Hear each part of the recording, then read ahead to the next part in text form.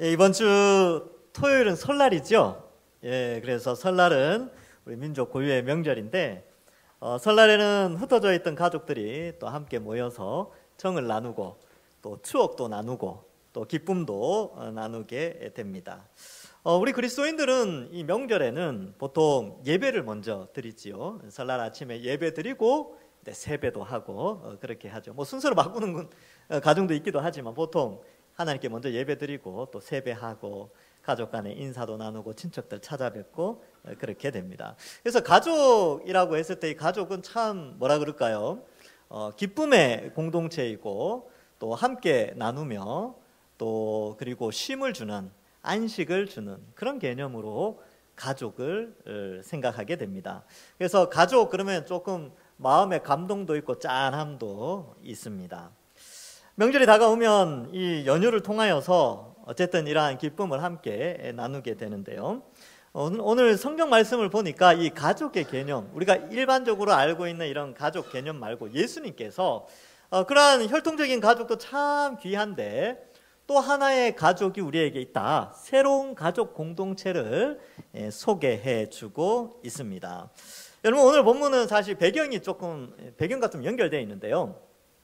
2000년 전에 유대인들 그들이 생각하는 가족은 자기 민족이었어요. 그리고 물론 혈통적 가족이지만 자기 민족들, 특별히 자기 민족 안에서 조금 구별된 그런 사람들을 가족으로 여겼습니다. 여러분 가족의 가장 큰 특징 중에 하나는 같이 밥을 먹는다라는 의미가 있지요. 이 유대인들은 자기 민족들 외에 다른 이방 민족과는 식사를 같이 하지 않습니다. 그리고 자기 민족이라 하더라도 죄인으로 취급되는 사람들과는 같이 밥을 먹지 않지요. 그래서 이 유대인들에게 가족 개념은 철저하게 구원 공동체, 구원받은 사람들이 한 가족이다라는 개념을 가지고 있어요.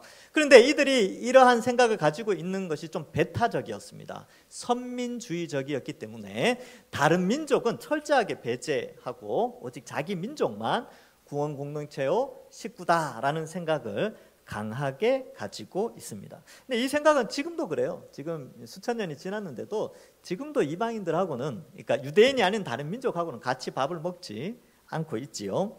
이러한 가운데 예수님께서 오늘 이 말씀을 하심으로 말미암아 이 기존의 유대 공동체, 이스라엘 공동체가 아닌 새 이스라엘 공동체, 새 하나님 나라의 공동체, 새 가족 공동체를 우리에게 가르쳐주고 있습니다. 자, 그래서 여러분 이 가족은 식구라고도 표현하는데요. 밥식자의 입구자를 씁니다. 밥을 같이 먹는다는 의미가 있지요.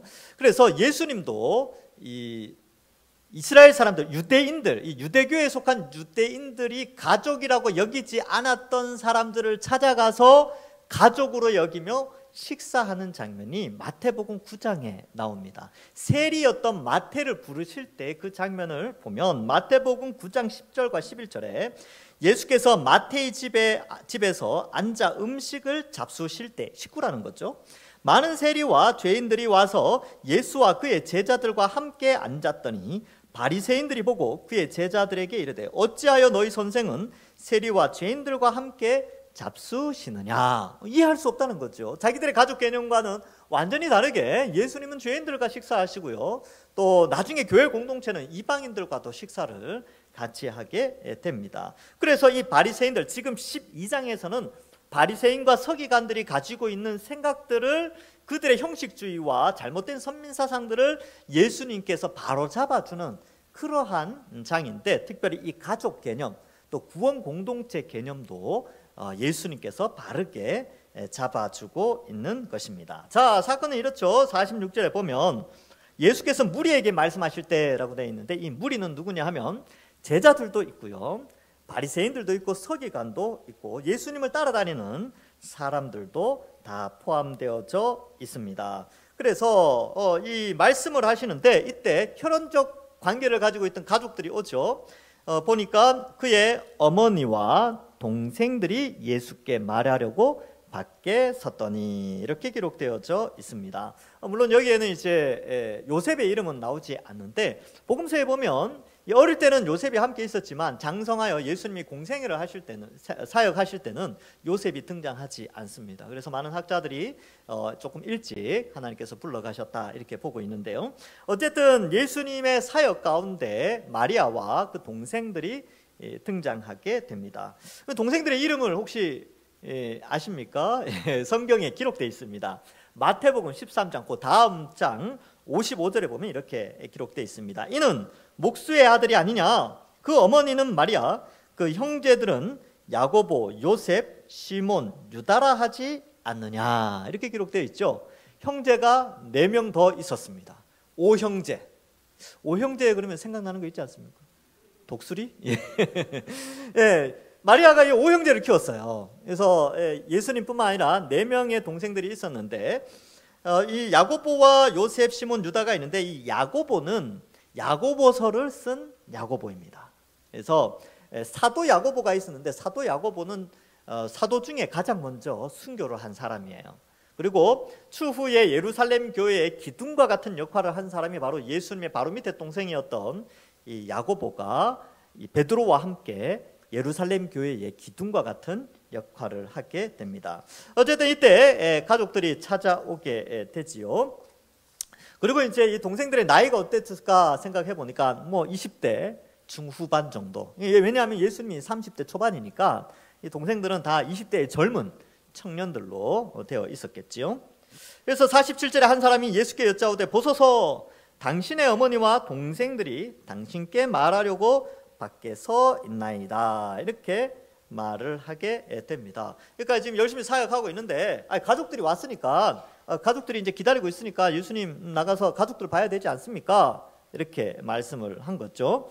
그런데 예수님께서 48절에 보니까 누가 내 어머니며 내 동생들이냐 하시고 라고 이렇게 기록되어 있는데 이게 지금 마리아나 4명의 동생들은 무시해서 이런 말을 하시는 게 아닙니다. 그들은 그들대로 귀중한 가족이지요. 예수님이 기존의 가족을 무시하는 게 절대 아니에요.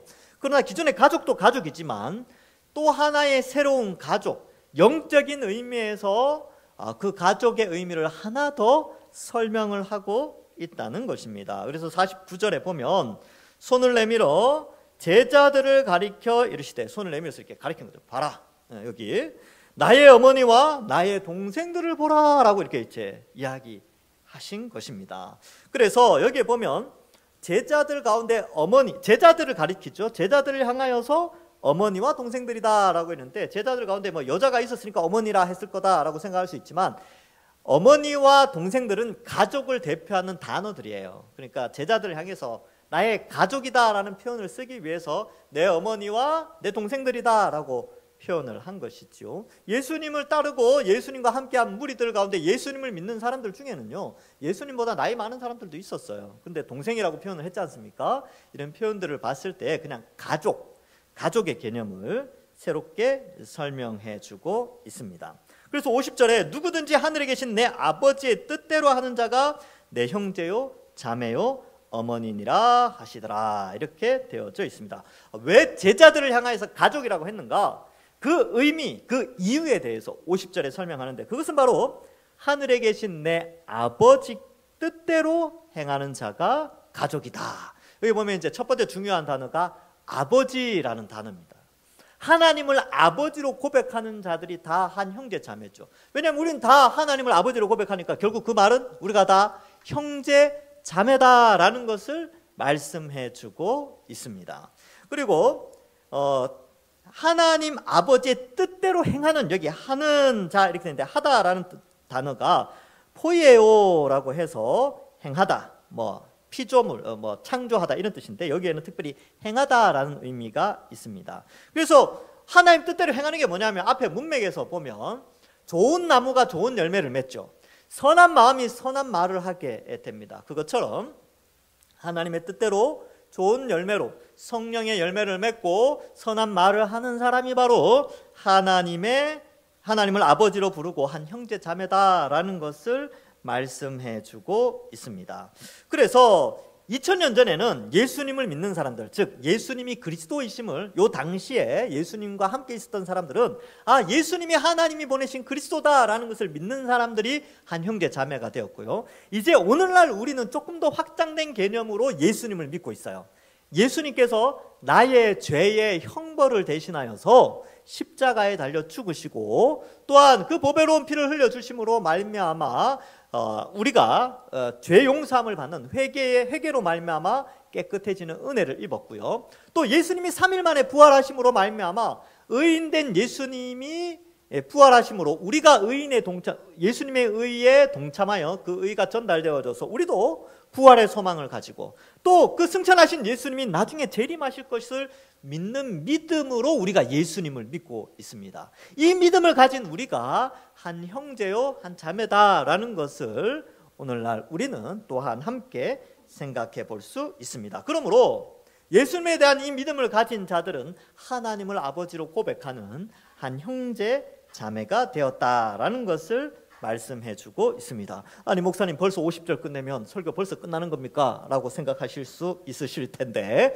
조금 더 설명할 것이 있습니다. 그래서 오늘은 제가 문장 단어 하나하나 이런 것보다는 이 교회 공동체가 한 가족이 되었다라는 의미를 조금 더 생각해 보는 그런 내용들로 함께 생각해 보겠습니다. 여러분 가족은요 혈연 공동체입니다. 피로 맺어진 공동체이지요. 그래서 핏줄은 땡기는 게 있다 그런 표현들 쓰지요. 제가 이제 아들을 낳고 이제 우리 식구들 이렇게 만나니까 우리 둘째 누님이 우리 아들을 처음 안아보시면서 그 핏줄은 땡기는 게 있나 보다 그렇게 말하더라고요. 왜 이렇게 좋다는 거죠. 처음 봤는데도 이제 핏줄 이런 개념을 강조하는데 이 혈연 관계라는 것이 바로 그런 겁니다. 가족은 혈연 관계죠. 여러분들의 가정에 있는 가족들도 다 혈연 관계로 맺어져 있는 것입니다. 그리고 우리도 마찬가지예요. 우리도 다 혈연 관계로 형성되어져 있죠. 바로 예수님께서 우리의 죄의 형벌을 대신하여 피를 흘려주셔서 그 보배로운 피값으로 우리가 하나님을 아버지로 부르는 예수님의 피로 한 형제 자매가 된 혈연 공동체라는 것입니다. 그래서 저 같은 경우는 우리 7남매가 있는데요. 아버지 어머니가 A형, B형이에요. 근데 결혼을 하셨는데 우리 집에 온갖 혈액형 다 있습니다. A형도 있고 B형도 있고 AB형도 있고 저는 또 O형이에요. 그러니까 혈액형 다 있어요. 왜냐하면 AO, BO 이렇게 결혼을 해가지고 자식을 한 7 낳으니까 온갖 혈액형이 다 있어요. 근데 이제 이 혈연 공동체죠. 그런 거 이제 혈액형을 보면 이게 이제 혈연 공동체 이런 걸 이제 알 수 있는데 우리가 이제 그리스도인들도 마찬가지입니다. 여러분 예전에 이산가족 찾기라는 프로그램을 보신 적이 있습니까? 이산가족이 뭐냐 하면 6.25 전쟁으로 말미암아 가족들이 뿔뿔이 흩어졌어요. 그리고 이제 나라가 시간이 지나고 형편이 되어지니까 이 흩어진 가족들 찾아주자라는 개념에서 KBS에서 했나요? 하여튼 이렇게 해가지고 전 민족이 이렇게 TV 방송에서 이렇게 막 이렇게 했어요. 이렇게 피켓 들고 이제 동생 이름, 형님 이름, 누나 이름 이렇게 어머니 아버지 이름 적어가지고 찾습니다. 그래요. 그러면 이제 정부에서 그 방송 보고 이제 보는 거예요. 우와, 우리 가족임을 알고 이제 찾아가는 거죠. 그러면 이제 방송국에서 그걸 촬영하죠.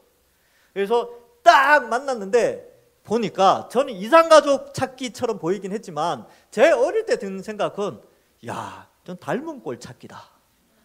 30년 만에 만나는데 누가 봐도 형제인지 알겠어. 누가 봐도 엄마 아들인지 알겠는 거예요. 너무나 닮아 있으니까. 그때 사람들이 하는 말이 뭐예요? 역시 피는 못 속인다. 그런 말이죠. 그래서 막 눈물 쏟고 저도 그러고 제가 이제 어릴 때 기억은 그걸 보면서 우리 이제 어머니 아버지나 이렇게 형님이 막 우는 걸 봤어요. 어릴 때는 잘 모르죠. 그게 왜 우는지. 근데 이제 우리 아시는 분들 아시겠죠. 가족이 이렇게 떨어져 있다가 만나면 수십 년 만에 죽은 줄 알았는데 살아서 만나니까 얼마나 행복했겠습니까? 그렇죠? 그래서 이 이산가족 찾기라는 것을 통해서 이 혈연 공동체가 이래서 참 끈끈하구나. 우리 교회 공동체도 마찬가지예요. 우리 교회 공동체도 예수 그리스도의 피로 맺어진 혈연 공동체죠. 그래서 우리도요 닮아 있습니다. 어떻게 닮아 있느냐면 그리스도의 몸된 교회이기 때문에 예수 그리스도를 닮아 있어요. 그래서 서로 그리스도를 닮은 자들로서 살아가는 거죠. 그래서 우리도 피는 못 속여요. 예수 그리스도의 피로 말미암아 구원받은 우리도 못 속입니다. 예수 믿는 사람들은 어디 가서든 표가 나요. 제가 대학교 1학년 때입니다. 1학년 때 이제 신입생 환영회를 여러 번 하더라고요. 예, 그래서 뭐 MT 가서도 하고 뭐 가서도 하고. 근데 이제 신입생 환영회를 하는데 제가 들어간 과가 남자들밖에 없어가지고 하여튼 아주 거칠었어요. 근데 이제 신입생 환영회 때는 이렇게 의뢰이 여러분도 아시다시피 이렇게 술잔을 돌립니다. 남자들밖에 없었으니까 맨날 그런 거겠죠, 그렇죠? 근데 이제 제가 그때는 그랬죠. 이렇게 교육을 받았습니다. 교회에서 절대로 술잔을 받으면 안 된다. 술 마시면 안 된다. 대학교 들어가면. 그렇게 교육을 받았기 때문에 그래서 제가 이제 선배들이 술잔을 이렇게 권할 때 탁 잡고 죄송합니다. 저는 교회를 다니기 때문에 술은 마시지 못하고 대신 노래 한 곡 하겠습니다. 그랬어요. 노래. 그럼 제가 노래를 좀 하지 않습니까? 그래서 이제 넓은 그 방에서 일어서서 노래를 불렀죠. 높은 음자리에 저 바다에 누워. 제가 아직도 기억납니다. 예, 그걸 아주 크게 불렀어요. 근데 부르니까 막 박수 치고 앞으로 너는 이제 모임하면 네가 노래 불러라. 뭐 하여튼 그렇게 됐습니다. 이제 노래를 부르고 이제 끝나고 막 이제 막 이렇게 선배들이나 동기들이 막 이렇게 막 토하고 막 이렇게 막 그러는 거예요. 제가 이제 택시 태워주고 막 버스 태워주고 막 그래서 이제 지출이 제가 했죠. 왜냐면 제가 정신이 말짱하니까. 그래서 했어요. 근데 누가 등을 툭 치는 거예요. 선배 한 명이. 복학생이었거든요. 제가 아직도 생각납니다. 그 장면을. 야, 네 교회 다니냐? 예, 경상도 사람이 교회 다니나? 이렇게 묻더라고요.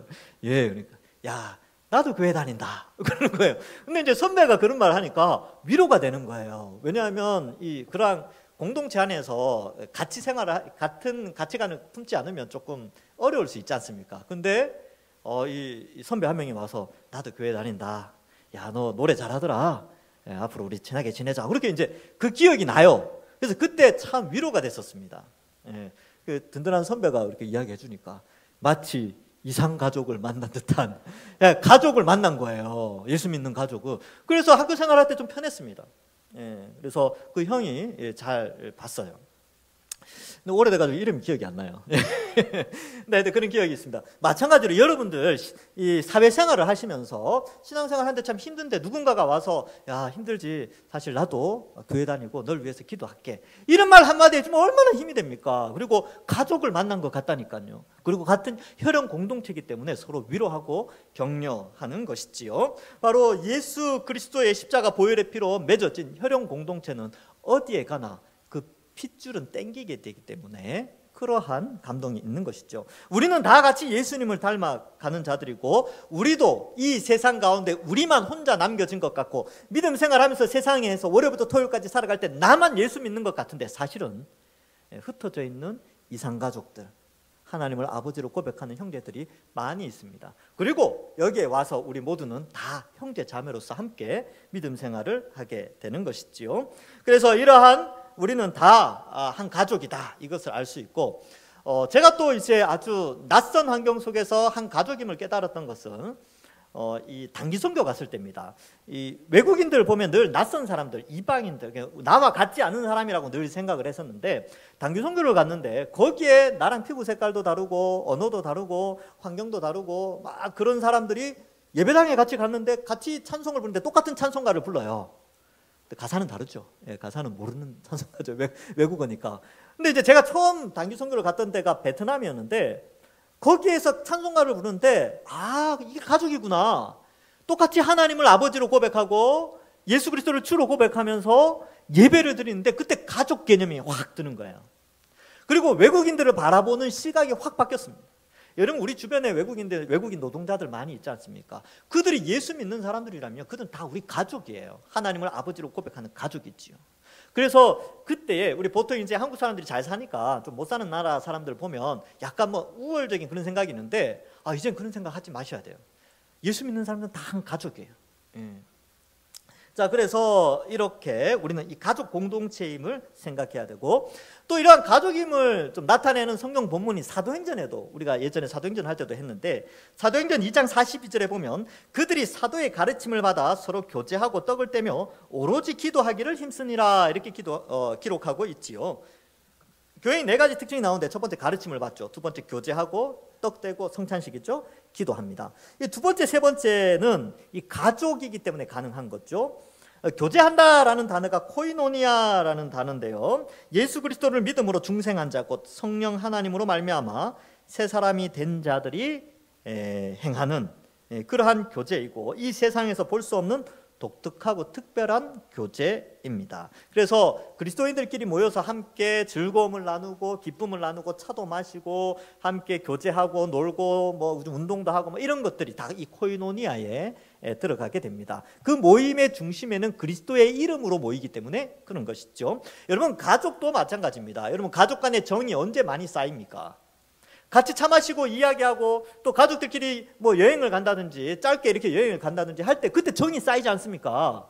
교제하는 것이죠. 그래서 이 교회 공동체는요, 이 교제하는 일에도 아주 좀 신경을 써야 돼요.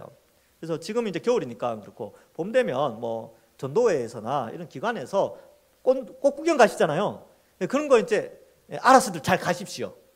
어떤 사람들은 그래요. 아, 교회 놀러 가냐 그러는데 놀러도 가야 됩니다. 이 교제 때문에 그래요. 놀러도 가는데 놀러만 가면 안 되죠. 놀러만 가면 안 되고 말씀 보고 기도하고 예배 드리는 것과 함께 놀러도 함께 교제하는 일에도 함께 동참하셔야 됩니다. 여러분들 이렇게 뭐 전도에서 어디 뭐 이게 어디 간다, 기관에서 어디 간다 그러면 조금 올해는 좀 적극적으로 그 가족된 것을 좀 생각하시면서 건강히 허락하신다면 같이 함께 교제하시는 것도 이 말씀에 비추어 봤을 때 우리 한 가족임을 나타내는 것입니다. 두 번째로 떡을 뗀다라고 되어 있는데, 사실 이 뒤에도 나오지만 이 떡을 뗄 때는 항상 식사와 1세기에는 식사가 함께 하였습니다. 아까도 말씀드렸던 식구, 같이 밥 먹는 공동체, 그리고 같이 밥을 먹는다는 것은 함께 구원 공동체로 인정하고 이끌어주는 그런 의미가 있습니다. 그래서 떡을 뗀다라는 개념을 사도행전 2장 45절과 46절에는 조금 더 이렇게 기록하고 있습니다. 자세하게. 또 재산과 소유를 팔아 각 사람의 필요를 따라 나눠주며 날마다 마음을 같이하여 성전에 모이기를 힘쓰고 집에서 떡을 떼며 기쁨과 순전한 마음으로 음식을 먹고, 이렇게 기록하고 있죠. 가족끼리는요, 같이 밥 먹어야 돼요. 그러면서 정도 나누죠. 같은 음식을 먹게 되는 거죠. 그리고 여기 보면 이제 각자 소유를 팔아서 필요를 따라 나눠주는데 네 거 내 거 구분하는 것이 없다는 거죠. 여러분 1층에 정수기, 거기에 여러분 거 내 거 뭐 이렇게 나눕니까? 그런 거 없죠. 우리 같이 먹잖아요. 식당에 내려가면 숟가락 젓가락 있죠. 이름 써놓으신 분 없으시잖아요. 우리 다 같이 그냥 쓰는 거예요. 같이 있고 같이 먹고, 식구니까 그렇게 하는 거죠. 그래서 이런 같은 공유의 개념이 가족에게는 있습니다. 그래서 계란 한 판이, 집에서도 마찬가지죠. 계란 한 판을 샀어요. 계란 위에다가 이건 아빠 계란, 엄마 계란 이런 거 써놓습니까? 그냥 아무나 먹으면 되는 거예요. 그죠? 그것이 바로 가족 개념이죠. 그래서 교회도 네 거 내 거 개념이 아니라 함께 공유하는 개념이 바로 가족의 개념입니다. 뿐만 아니라 여기 보면 성전에 모이기를 힘쓰고 이렇게 되어 있는데, 가족들은 매일매일 모이죠. 자주자주 모입니다. 그래서 매일 모여서 함께 얼굴 보고 뭐 잠자리 들고 또 가정에서 쉼을 얻고 하는데, 이 가족의 개념이 있었기 때문에 성전에 모이기를 힘썼어요. 그래서 예배당에 모이고 성전에 모여서 함께 예배드리고 말씀 가르침을 배우고 하는 그런 일들을 열심히 했는데, 우리도 마찬가지죠. 우리는 비록 매일 모일 수는 없지만 수요 예배, 뭐 금요 기도회, 또 새벽에 나오시는 분들도 있고요. 이렇게 자주 모이면서 말씀 듣고 또 함께 얼굴도 보고, 깊은 교제, 이제 뭐 평일날에는 깊은 교제는 못하지만 그렇게 함께 하는 것이 이제 가족이죠. 만약에 가족이, 이제 오늘 여러분들 가족 있잖아요. 가족이 있는데 오늘 저녁에 안 들어왔어. 그죠? 그럼 어떡합니까? 걱정되시겠죠. 그리고 계속 안 들어와. 12시, 1시 되는데 안 들어와. 연락도 없어. 어떻게 됩니까? 아이, 난리 나겠죠. 막 연락하고 주변 지인들한테 연락하고 막 그러겠죠. 그게 가족이거든요. 그래서 옛날에 그런 예화도 있습니다. 이제 식구들이 많았어요. 엄마 아버지가 막 맞벌이 하고 정신 없으니까 애들이 한 8명, 9명 되는데, 이제 사춘기 딸이 자기한테 관심이 없으니까 가출을 해버렸어요. 친구 집에 가서 3일 동안 아무도 안 찾아. 부모도 얘가 있는지 없는지 몰라. 애들이 많으니까. 그래서 의뢰인이 들어왔겠지. 애들 쭉 누워 있는 거 보고 다 같이 자고 그랬대요. 근데 이제 3일쯤 됐는데 이 사춘기 딸이 화가 나더래요. 왜 자기를 안 찾냐고. 관심 좀 받으려고 했는데 3일째도 안 찾으니까 열받아서 다시 집에 들어갔대요. 왜 나를 안 찾냐고. 그러니까 진짜 집에 들어가서 3일 만에 집에 들어가니까 첫 마디가 왔나? 그러더래요. 왔니? 밥 먹어라. 몰랐던 거죠. 가족들이. 그러면 이제 이게 가족한 성이 없는 거잖아요. 그죠? 이제 예를 들어서 그렇게 설명한 건데, 여러분 우리도 마찬가지입니다. 우리 성도들이 한 가족인데 이번 주에 누가 빠졌어요. 누가 안 왔어. 다음 주에 또 누가 안 왔어.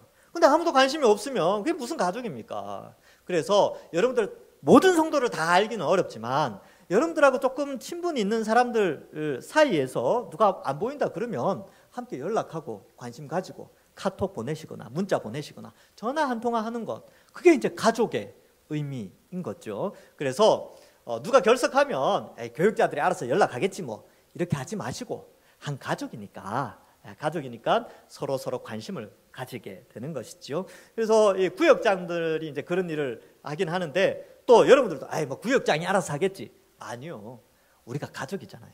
그래서 같이 합시다. 같이. 그래서 가족은 모이기에 힘쓰고 같이 밥 먹는 그런 식구들입니다. 오늘 내려가시거든 맛있게 식사하십시오.